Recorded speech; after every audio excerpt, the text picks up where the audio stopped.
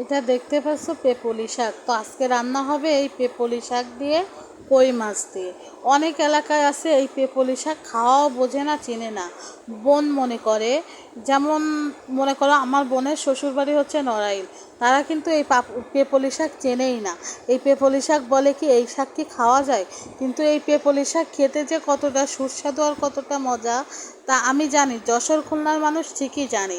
কারণ সত্য কথা বলতে কি এই পেপলি শাক প্রচণ্ড পরিমাণে মজা লাগে খেতে। যখন রান্না করা হয়, রান্নার সময় এর যে ফ্লেভারটা আসে, অস্থির একটা ফ্লেভার। কারণ এই পেপলি শাক দিয়ে তুমি ওভারলোড খাবার খেতে পারবা, তবুও যেন খাবার খাওয়ার তৃপ্তিটা তোমার শেষ হবে না। আসলে সত্য কথা বলতে কি এই শাক খেতে অনেক বেশি পছন্দ করি আমরা।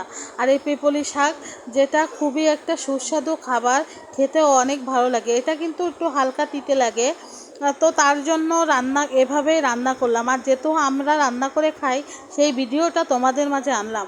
তোমরা কোন কোন এলাকায় এই পেপলি শাক খাও, এমনকি এই শাক কী নামে চেনো, অবশ্যই সেটা কমেন্ট করে জানাবা।